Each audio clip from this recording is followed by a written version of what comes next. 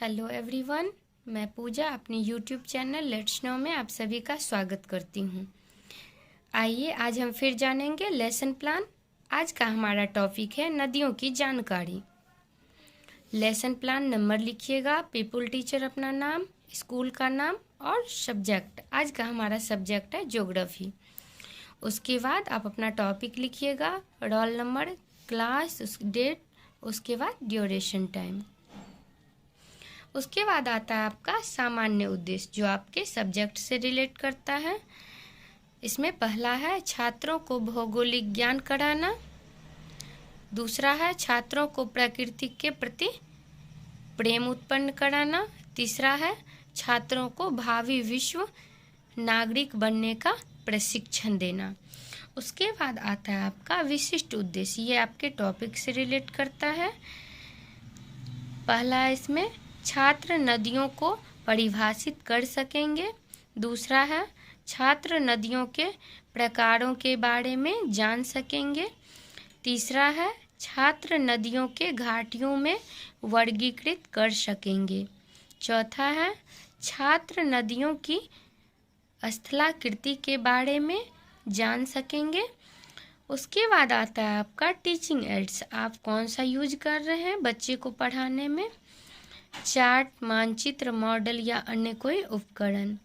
उसके बाद आता है आपका टीचिंग मेथड, आप बच्चे को किस मेथड से पढ़ा रहे हैं, प्रश्नोत्तरी विधि, व्याख्यान विधि या आगमन विधि या निगमन विधि, आप वो भी लिख सकते हैं। उसके बाद है बच्चे का प्रीवियस नॉलेज, छात्र नदियों के बारे में सामान्य जानकारी रखते हैं।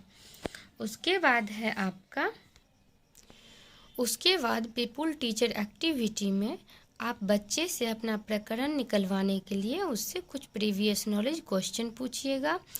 जैसे इसमें पहला क्वेश्चन है, पृथ्वी पर सबसे अधिक मात्रा में क्या पाया जाता है, बच्चे बता देंगे जल, वो आप स्टूडेंट एक्टिविटी कॉलम में लिखिएगा। उसके बाद है जल हमें कहाँ कहाँ से प्राप्त होता है, बच्चे बताएंगे जल हमें नदियों, नहरों, तालाबों, नाली आदि से प्राप्त होता है। उसके बाद बच्चे से क्वेश्चन कीजिएगा, नदियों से आप क्या समझते हैं, बच्चे नहीं बता पाएंगे। उसके बाद आप अपना टॉपिक डिक्लेयर कर दीजिएगा बच्चों को, बच्चों आज हम लोग नदियों के बारे में अध्ययन करेंगे। उसके बाद है प्रेजेंटेशन, आप जो आज पढ़ाइएगा उसके बारे में शॉर्ट फॉर्म में लिखिएगा। कुछ नदियों के नाम बताएं, बच्चे बता देंगे गंगा, यमुना, नर्मदा, ये आप स्टूडेंट एक्टिविटी कॉलम में लिखिएगा। उसके बाद आप जो प्रेजेंट कीजिएगा, नदियों में प्रवाहित जल की मात्रा ऋतुओं के अनुसार घटती बढ़ती है। नदियों के जल की मात्रा उसके अपवाह क्षेत्र में होने वाली वर्षा से होती है, इस प्रकार। उसके बाद आप ब्लैक बोर्ड पे आप जो पढ़ाइएगा वो लिख दीजिएगा। उसके बाद आप बच्चे का मूल्यांकन कर लीजिएगा। नदियों के बारे में बताएं, बच्चे बता देंगे। उसके बाद टीचिंग पॉइंट, नदियों के प्रकार पीपल टीचर एक्टिविटी कॉलम में लिखिएगा जो आप बच्चे को पढ़ाइएगा। जल की मात्रा के आधार पर नदियाँ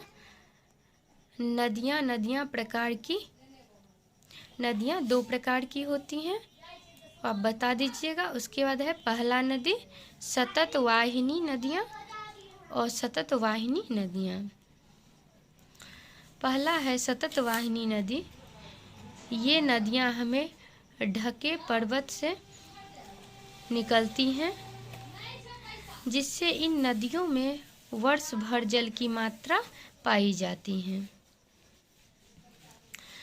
और दूसरा है असतत वाहिनी नदियाँ, ये नदियाँ जो शुष्क होती हैं अथवा ग्रीष्म ऋतु में सूख जाती हैं।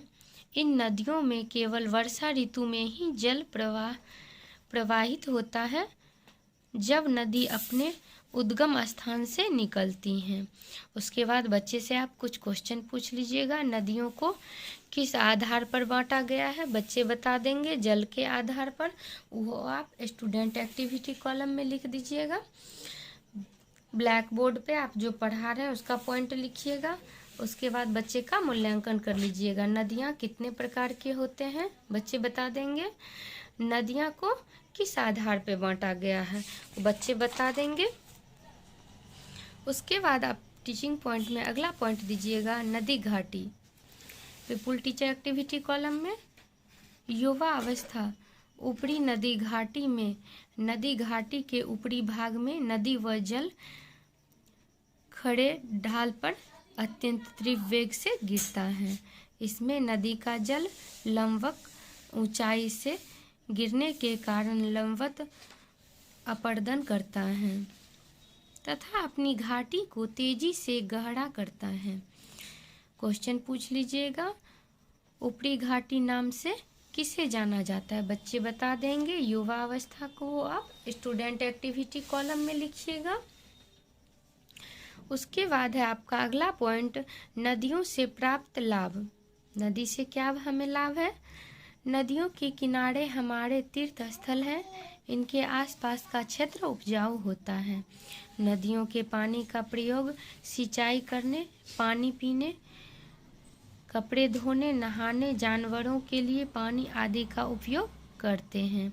नदियां यातायात के लिए एक अच्छा साधन है। इस प्रकार बताएंगे। उसके बाद स्टूडेंट एक्टिविटी कॉलम में बच्चे जो जवाब दे रहे हैं वो लिखेंगे। उसके बाद ब्लैक बोर्ड पे आप जो पढ़ा रहे हैं वो लिखिएगा। उसके बाद बच्चे का मूल्यांकन कर लीजिएगा।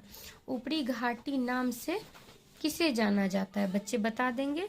उसके बाद है नदियों के 2 लाभ बताएं, बच्चे बता देंगे। उसके बाद अभी तक जो आप पढ़ाए हैं बच्चे उसमें क्या समझे हैं, उसकी आप बच्चे को कुछ क्वेश्चन पूछ के टेस्ट ले लीजिए। नदियों से क्या आशय है, नदियाँ कितने प्रकार के होते हैं, नदियों से होने वाले 2 लाभ को बताएं। ऊपरी घाटी नाम से किसे जाना जाता है। उसके बाद है नदियों को किस आधार पर बांटा जाता है, नदियों को संस्कृत में क्या कहते हैं।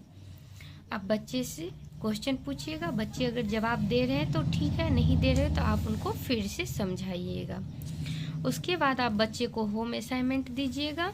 नदियों के प्रकार बताएं तथा इसकी युवा अवस्था घाटी से आप क्या समझते हैं उसे लिखिए। उसके बाद पीपुल टीचर आप अपना सिग्नेचर यहाँ कीजिएगा। उसके बाद आपका लेसन प्लान कंप्लीट होता है। इस प्रकार के लेसन प्लान पाने के लिए मेरे चैनल को लाइक कीजिए, सब्सक्राइब कीजिए और शेयर कीजिए। धन्यवाद।